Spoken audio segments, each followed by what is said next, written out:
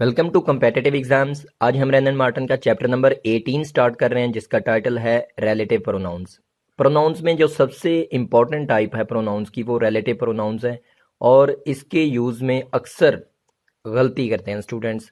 और अगर इसके इस्तेमाल को सही से समझ लिया जाए तो इंग्लिश में बहुत सी कॉमन जो इंग्लिश ग्रामर की गलतियाँ हैं उससे आप बच सकते हैं।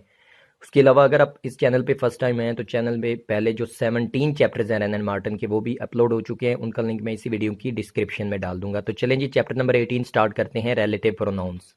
सबसे पहले हमारे पास 3 एग्जाम्पल्स हैं, उनको एनालाइज करें। सबसे पहली है I met Ali, Ali had just returned.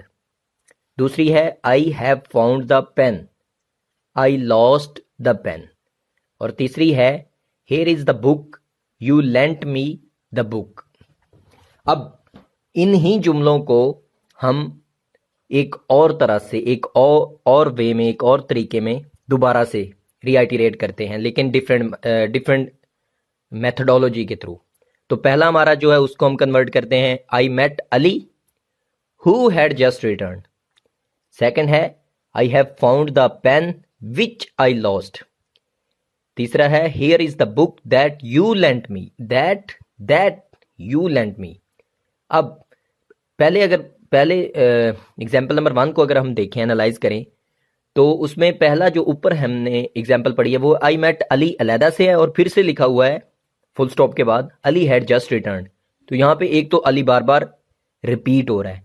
तो अली एक नाउन है और नाउन को रिपीट ना होने की नाउन को बार बार रिपीट करने से रोकने के लिए हम क्या यूज करते हैं? प्रोनाउन। तो प्रोनाउन के तौर पे हमने हु डाल दिया।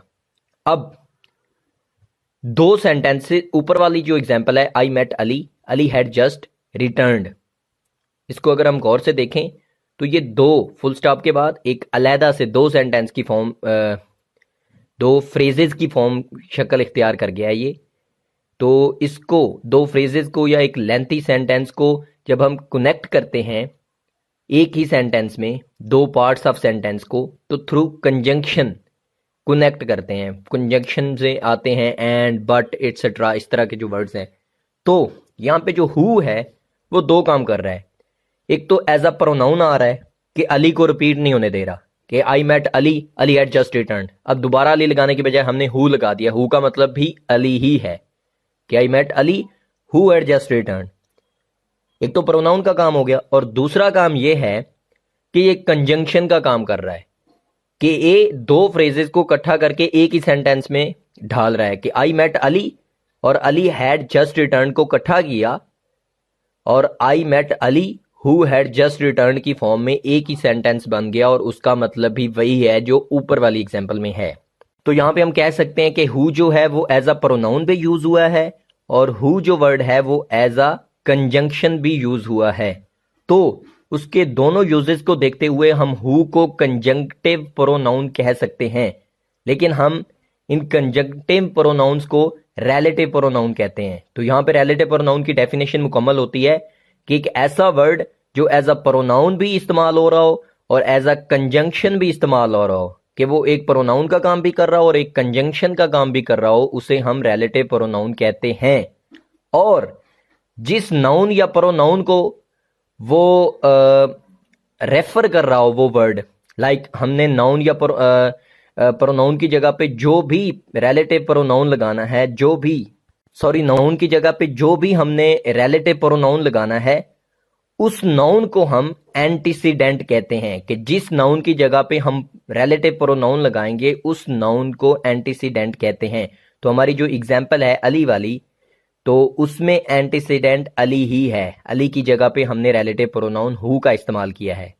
अब इसी बेसिस पे आप दूसरी और तीसरी एग्जांपल को भी एनालाइज कर सकते हैं कि हमने किस तरह से एक रिलेटिव प्रोनाउन को कंजंक्शन और प्रोनाउन के तौर पे इकट्ठा इस्तेमाल किया है। दूसरी एग्जांपल में विच है और तीसरी एग्जांपल में दैट है। नेक्स्ट है हमारे पास forms of the relative pronoun, कि एक रिलेटिव प्रोनाउन 3 फॉर्म्स में हो सकता है। जैसे कि हमने पहले एनालाइज करना शुरू किया था, हु को ही पकड़ा हुआ है, तो हम हु को एनालाइज करते हैं। इसी की बेसिस पे बाकी जो रिलेटिव प्रोनाउंस हैं उनको भी आप एनालाइज कर सकते हैं। समझने के लिए हु को लेते हैं कि हु जो है वो नॉमिनेटिव फॉर्म में हु होगा, जेनेटिव में हुज होगा और एक्यूजेटिव में होम या बाजुकात हु भी होता है। अब नॉमिनेटिव केस क्या होता है, जिसमें जो रिलेटिव प्रोनाउन होगा वो सब्जेक्ट ऑफ द वर्ब के तौर पे काम करेगा। सब्जेक्ट ऑफ द वर्ब का क्या मतलब है, आप पहली एग्जांपल को देखें कि दिस इज द बॉय या गर्ल कह लें आप कि this is the boy who works hard. अब यहाँ पे हु जो कि एक रिलेटिव प्रोनाउन है वो एज अ नॉमिनेटिव, उसकी जो फॉर्म इस्तेमाल हुई है वो नॉमिनेटिव हुई है, और नॉमिनेटिव वो कैसे हुआ है कि वो as a subject of the verb इस्तेमाल हुआ है। अब यहाँ पे वर्ब कौन सा है, वर्क्स। वर्क जो है वो हमारे पास वर्ब है और उसका जो सब्जेक्ट है यहाँ पे वो हु है। बॉय जो है, बॉय और हु एक ही, मतलब उसी लड़के की तरफ इशारा किया जा रहा है हु का इस्तेमाल करके। तो रिलेटिव प्रोनाउन का यहाँ पे इस्तेमाल एज अ सब्जेक्ट है, तो काम करने वाला कौन है, लड़का। तो this is the boy who works hard, कि ये वो लड़का है जो मेहनत करता है, हार्ड वर्क करता है। तो यहाँ पे जो लड़का है, जो बॉय है, वो उसके लिए हमने रिलेटिव प्रोनाउन हु इस्तेमाल किया है, और हु यहाँ पे नॉमिनेटिव फॉर्म है रिलेटिव प्रोनाउन की। नॉमिनेटिव वहाँ उससे उस फॉर्म को हम कहते हैं जहाँ पे जो सब्जेक्ट ऑफ द वर्ब के तौर पे प्रोनाउन इस्तेमाल हो रहा हो। तो यहाँ पे who subject of the verb के तौर पे इस्तेमाल हो रहा है। अब जो दूसरी फॉर्म है वो है जेनेटिव केस। जेनेटिव केस का मतलब, जेनेटिव को हम पोसेसिव केस भी कहते हैं। जो जेनेटिव या पोसेसिव केस का मतलब होता है मलकियत, पोसेशन को शो करना, मलकियत को शो करना। तो दूसरी एग्जांपल में देखते हैं कि this is the boy whose exercise is done well. तो यहाँ पे हुज जो कि हु की जेनेटिव या पोसेसिव फॉर्म है वो इस्तेमाल हुआ है, और यहाँ पे हुज का मतलब मलकियत है कि ये वो लड़का है जिसकी एक्सरसाइज, अब मलकियत उसकी क्या है, यहाँ पे एक्सरसाइज उसकी मलकियत में आ रही है। तो यहाँ पे जब भी हुज वर्ड इस्तेमाल होगा वो जेनेटिव केस होगा हु का, और वहां पे कोई ना कोई मलकियत शो हो रही होगी किसी ना किसी चीज की, जैसे हुज। अब हुज जो इस्तेमाल एक्सरसाइज के साथ हुआ है, तो यहाँ पे एक्सरसाइज के ऊपर जो पोसेशन है वो उसी लड़के की है, तो यहाँ पे हमने हुज इस्तेमाल किया जो कि एक जेनेटिव फॉर्म है रिलेटिव प्रोनाउन हु की। और तीसरी है एक्यूजेटिव फॉर्म हु की, जिसे हु भी सेंटेंस के लिहाज से हम इस्तेमाल करते हैं, और जो इनफॉर्मल इंग्लिश है उसमें हम होम, WHOM, होम भी इस्तेमाल कर लेते हैं।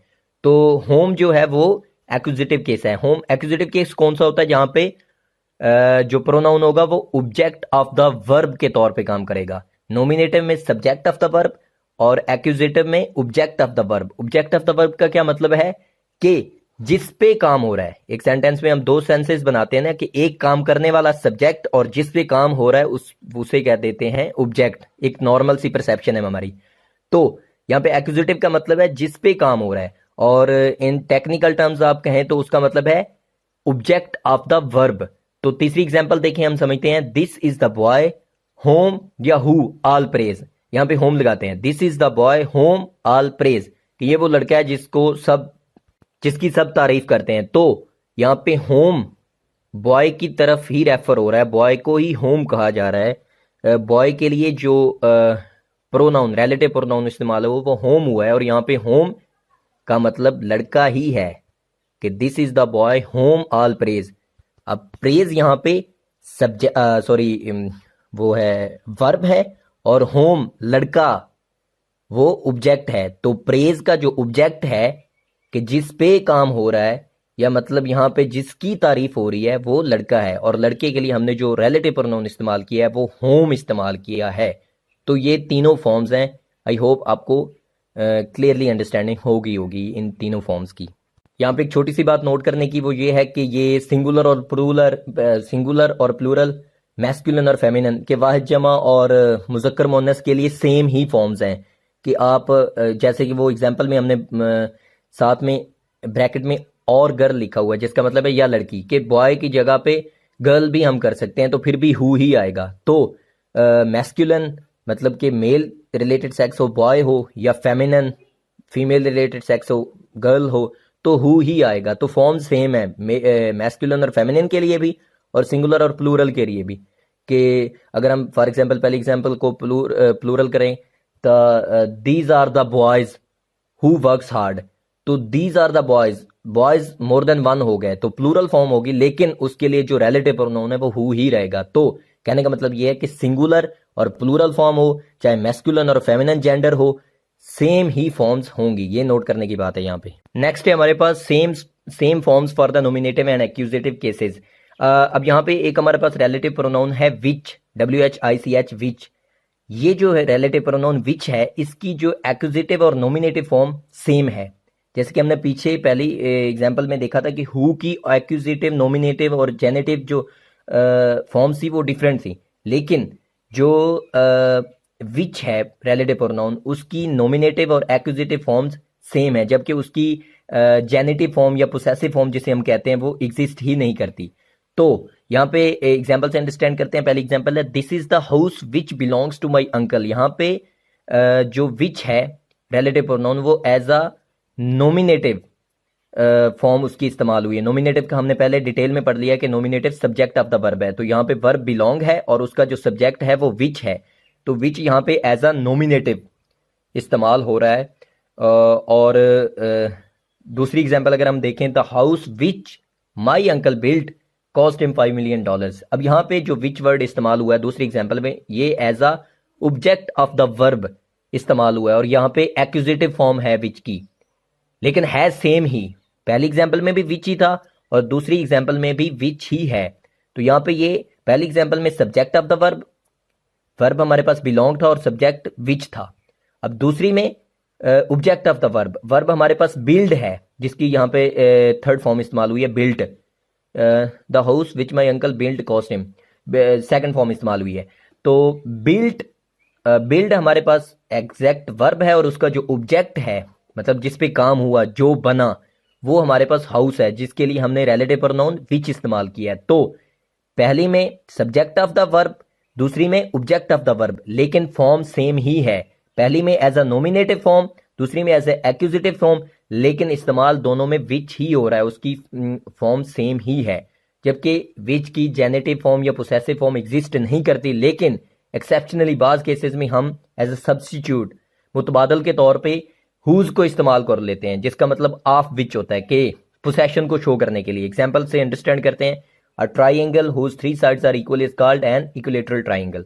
अब हुज का मतलब यहाँ पे है, दूसरी एग्जाम्पल को नीचे ही आइडेंटिफाई किया गया है कि आ ट्राइंगल ऑफ विच, के जिसकी, तो मलकियत यहाँ पे शो हो रही है। तो विच की जब हमने मलकियत शो करनी हो तो हम उसके सब्स्टिट्यूट, मुतबादल के तौर पे हुज इस्तेमाल कर लेते हैं बाजुकात। ये भी इस ध्यान में रखिएगा, बाजुकात। नेक्स्ट है हमारे पास cases of that and what के रिलेटिव प्रोनाउन दैट और वट के बारे में पढ़ते हैं कि जो रिलेटिव प्रोनाउन दैट है उसकी सिंगुलर और प्लूरल के लिए और नोमिनेटिव और एक्यूजेटिव फॉर्म्स के लिए सेम ही फॉर्म है दैट, और इसका जो जेनेटिव या पोसेसिव केस जिसे हम कहते हैं वो एग्जिस्ट ही नहीं करता। एग्जाम्पल से अंडरस्टैंड करते हैं। पहली एग्जाम्पल है he that is content is rich. अब यहाँ पे दैट जो हुआ है इस्तेमाल, वो as a subject of the verb content इस्तेमाल हुआ है, तो यहाँ पे नोमिनेटिव उसकी फॉर्म है। सेकंड में they that touch pitch will be defiled. अब यहाँ पे that subject of the verb touch के तौर पे इस्तेमाल हुआ है, तो ये भी नोमिनेटिव केस है।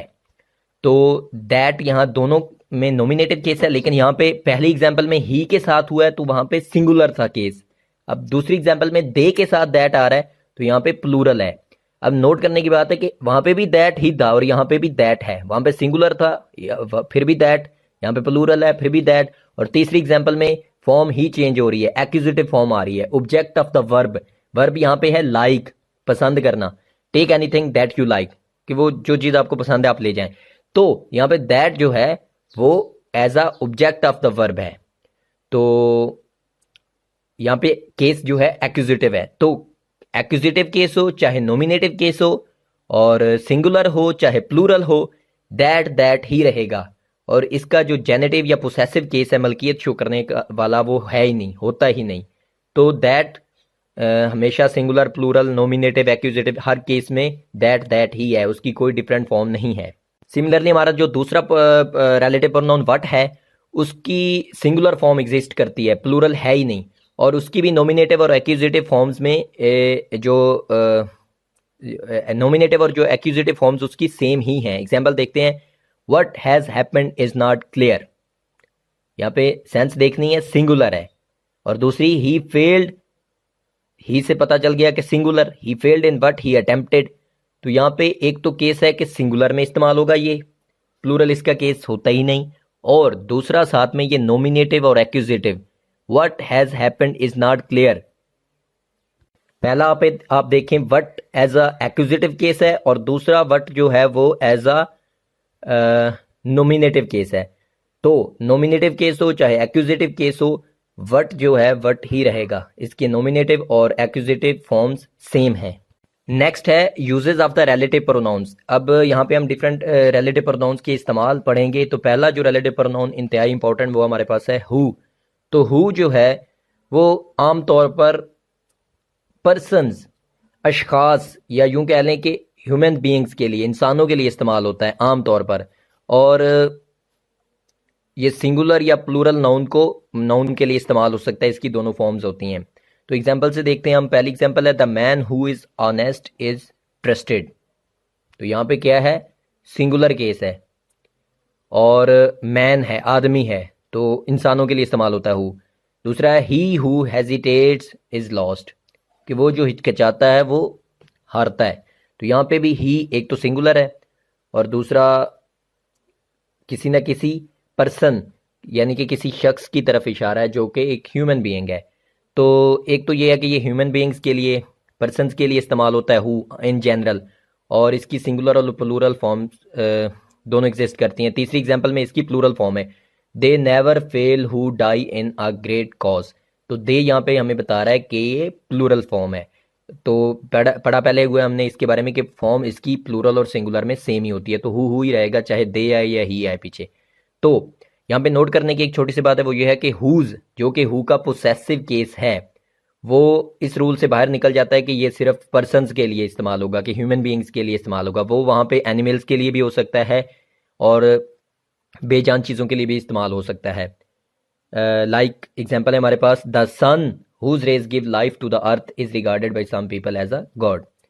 अब सन, सूरज, एक बेजान चीज़ है, और उसके लिए भी हमने हुज, जो कि हु की पोसेसिव केस है या जेनेटिव केस जिसे हम कहते हैं, जेनेटिव फॉर्म है, वो हमने इस्तेमाल कर दिया। ये सिर्फ उसकी जेनेटिव फॉर्म के लिए रूल है कि हम उसे एनिमल्स के लिए या थिंग्स विदाउट लाइफ के लिए इस्तेमाल कर सकते हैं, जबकि हु जो है वो आम तौर पर इन जनरल पर्सन्स के लिए, ह्यूमन बीइंग्स के लिए, इंसानों के लिए ही इस्तेमाल होता है। नेक्स्ट जो रिलेटिव प्रोनाउन है हमारे पास वो है विच। अब विच के क्या इस्तेमाल हैं? विच जो है वो स्पेशली बेजान चीज़ों के लिए और जानवरों के लिए इस्तेमाल होता है, और ये सिंगुलर और प्लूरल दोनों फॉर्म्स इसकी एग्जिस्ट करती हैं। तो देखते हैं, पहली एग्जांपल है हमारे पास the moment which is lost for ever. तो यहाँ पे जो मोमेंट है उसके लिए हमने रिलेटिव प्रोनाउन विच इस्तेमाल किया है, और जो मोमेंट है वो एक बेजान चीज़, लाइफ, थिंग्स विदाउट लाइफ की कैटेगरी में आता है। Second example the books which help you most are those which make you think most. तो यहाँ पे बुक्स जो है वो बेजान चीज़ की कैटेगरी में आता है, और साथ में ही प्लूरल की कैटेगरी में भी आता है कि बुक्स है, बुक नहीं है, तो बुक्स आ गया यहाँ पे बेजान कैटेगरी में। और तीसरा हमारी है एनिमल कैटेगरी के the horse which I recently bot is an Arab. तो हॉर्स के लिए हमने रिलेटिव प्रोनाउन विच इस्तेमाल किया, और हॉर्स एक एनिमल है, तो एनिमल्स के लिए भी हम विच इस्तेमाल करते हैं, और बेजान चीज़ों के लिए, थिंग्स विदाउट लाइफ के लिए भी हम विच इस्तेमाल करते हैं। और इसकी सिंगुलर फॉर्म एग्जिस्ट करती है मोमेंट, बुक्स, मोमेंट देख लें आप, सिंगुलर है, और हॉर्स देख लें, सिंगुलर है, साथ में बुक्स प्लूरल है, उसके लिए भी हमने विच इस्तेमाल किया है। तो ये सिंगुलर और प्लूरल नाउन को रेफर करने के लिए भी इस्तेमाल होता है। यहाँ पे नोट करने की एक छोटी सी बात, और वो ये है कि विच हम बाज़ औक़ात किसी सेंटेंस को रेफर करने के लिए भी इस्तेमाल करते हैं, कि किसी सेंटेंस की तरफ इशारा करने के लिए, किसी सेंटेंस का हवाला देने के लिए। कैसे? एग्जाम्पल है हमारे पास the man was said to be drunk which was not the case. अब यहाँ पे विच का मतलब कोई एनिमल या थिंग विदाउट लाइफ को नहीं है इसका रेफर किया जा रहा, बल्कि एक पूरे के पूरे जुमले का हवाला दिया जा रहा है कि the man was said to be drunk, कि कहा गया था कि वो उस बंदे ने शराब पी हुई थी। तो ये पूरी की पूरी बात गलत है, विच वॉज नॉट द केस, कि ऐसी कोई बात नहीं थी। तो यहाँ पे विच का मतलब है ये पूरी की पूरी बात, जो कि ग्रीन हाईलाइटेड है। सेकंड एग्जांपल है ही सेड ही सा me there which was a लाई, कि उसने कहा उसने मुझे वहां पे देखा था, जो कि एक झूठ है। तो यहाँ पे विच का मतलब है ग्रीन हाईलाइटेड पूरे का पूरा सेंटेंस, कि वो पूरी की पूरी बात ही गलत है। He is here which is fortunate, तो he is here green highlighted पूरे के पूरे सेंटेंस के लिए हमने विच रिलेटिव प्रोनाउन का इस्तेमाल कर लिया है। तो ये किसी न किसी सेंटेंस को रेफर करने के लिए भी हम इस्तेमाल करते हैं। नेक्स्ट है हमारे पास usages of relative pronouns who and which. तो यहाँ पे इसका जो पहला इस्तेमाल है वो है ये एंटीसीडेंट को रिस्ट्रिक्ट करने के लिए, लिमिटाइज करने के लिए या डिफाइन करने के लिए इस्तेमाल होता है रिलेटिव प्रोनाउन हु या विच जो है। तो यहाँ पे जो भी एक क्लॉज है जो कि एक हु या विच टाइप रिलेटिव प्रोनाउन के बाद आ रहा हो, वो उसे हम रिस्ट्रिक्टिव या नॉन डिफाइनिंग क्लॉज कह सकते हैं। एग्जाम्पल से अंडरस्टैंड करते हैं इस बात को। The man who had cheated me was yesterday arrested by the police. अब ये हु जो है इसमें एक रिस्ट्रिक्टिव फोर्स है। रिस्ट्रिक्टिव फोर्स का क्या मतलब है कि द मैन, स्पेशली उसी आदमी की तरफ इशारे के लिए हम हु इस्तेमाल करते हैं। अब यहाँ पे हम ये करते हैं, अगर the man that had cheated me was yesterday arrested by the police, तो दैट में वो रिस्ट्रिक्टिव फोर्स नहीं है। कैसे? अब द मैन दैट अगर लगाते हैं तो उसका मतलब है कि कुछ लोग हैं उनमें से एक की तरफ इशारा हो रहा है, जबकि द मैन हु जब हमने कर दिया तो यहाँ पे एक रिस्ट्रिक्शन आ गई कि यही, तो ये इसमें एक रिस्ट्रिक्टिव फोर्स है। बारीक सी बात है कि इसमें एक रेस्ट्रिक्टिव फोर्स है। और फिर ये कोई ना कोई डेफिनेशन या लिमिटेशन के लिए भी एंटीसीडेंट हमने पहले देखा कि जिस चीज़ के बारे में या जिस नाउन के बारे में जो हम रिलेटिव प्रोनाउन इस्तेमाल कर रहे होते हैं उस नाउन को एंटीसीडेंट कहते हैं। तो ये एंटीसीडेंट को रिस्ट्रिक्ट, लिमिट या डिफाइन, बाजुकात डिफाइन करने के लिए, उसके बारे में कुछ ना कुछ बताने के लिए भी इस्तेमाल होते हैं विच एंड हु। और दूसरा जो इनका इंपॉर्टेंट इस्तेमाल है वो ये है कि ये एडिशनल इंफॉर्मेशन देते हैं एंटीसीडेंट के बारे में। कैसे? एग्जाम्पल से देखते हैं। The teacher sent for the boy who came at once. अब यहाँ पे बॉय जो है वो एंटीसीडेंट है और हु उसके लिए जो रिलेटिव प्रोनाउन इस्तेमाल हुआ, और ये यहाँ पे एडिशनल इंफॉर्मेशन क्या दे रहा है कि that boy came at once, कि वो फौरी आया। तो यहाँ पे ये उसके लिए एडिशनल इंफॉर्मेशन है उस लड़के के बारे में। दूसरी एग्जाम्पल है हमारे पास, आई गेव हिम अ रूपी which was all I had with me. अब यहाँ पे विच जब आया है रिलेटिव प्रोनाउन, उसके बाद जो चीजें हैं वो है हमारे पास एडिशनल इंफॉर्मेशन। किसके बारे में? रूपी के बारे में, एंटीसीडेंट के बारे में। तो पहली एग्जाम्पल में बॉय एंटीसीडेंट था और उसके बारे में इंफॉर्मेशन थी हु के बाद। यहाँ पे रूपी एंटीसीडेंट है और उसके बारे में इंफॉर्मेशन है विच के बाद। तो विच के बाद क्या इंफॉर्मेशन है? Was all I had with me, कि एक ही रुपया था जो मेरे पास था, वो मैंने उसको दे दिया। तो यहाँ पे कहने का मतलब ये है कि हु या विच का इस्तेमाल बाजुकात एडिशनल इंफॉर्मेशन देने के एडिशनल इंफॉर्मेशन देने के लिए भी इस्तेमाल होता है। किसके बारे में? एंटीसीडेंट के बारे में।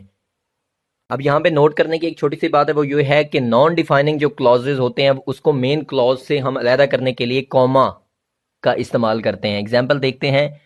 माई brother who is a doctor has gone to America. अब इसमें नॉन डिफाइनिंग क्लॉज कौन सा है? वो है हु इज़ अ डॉक्टर।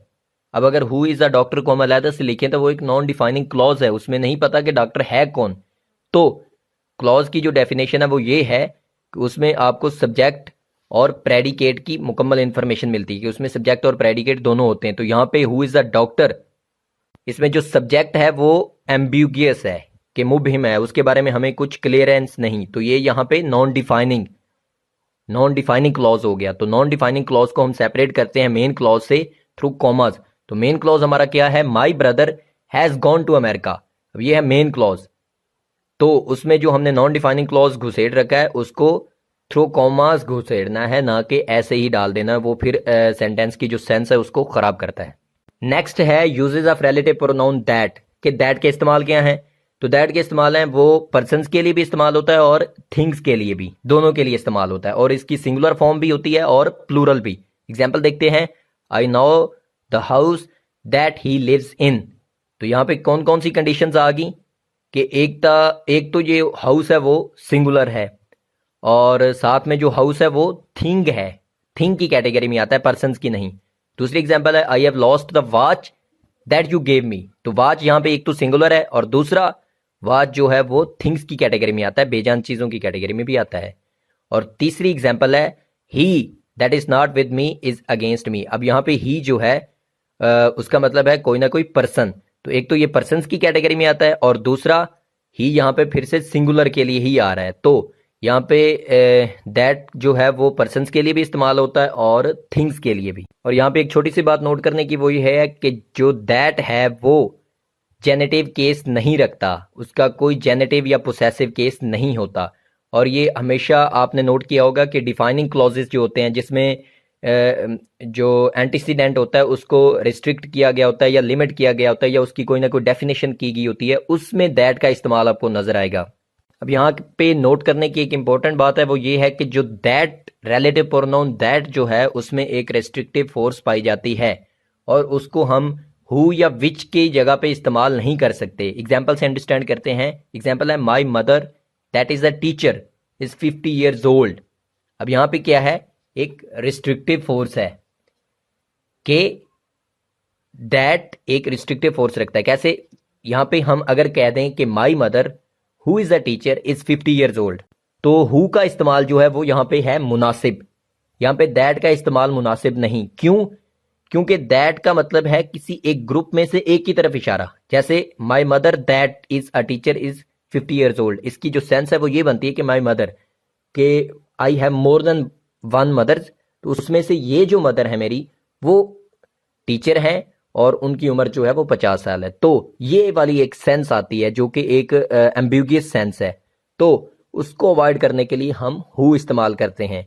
तो हु की जगह पे हम दैट नहीं लगाते क्योंकि एम्बिग्युइटी बढ़ती है, क्योंकि दैट में एक रिस्ट्रिक्टिव फोर्स है, वो किसी एक खास चीज की तरफ पॉइंट आउट करने की उसमें एक फोर्स मौजूद है। तो इसलिए माई मदर दैट का मतलब हो जाएगा कि मेरी वो वाली मदर की, एक ग्रुप ऑफ मदर्स की मोर देन वन मदर्स।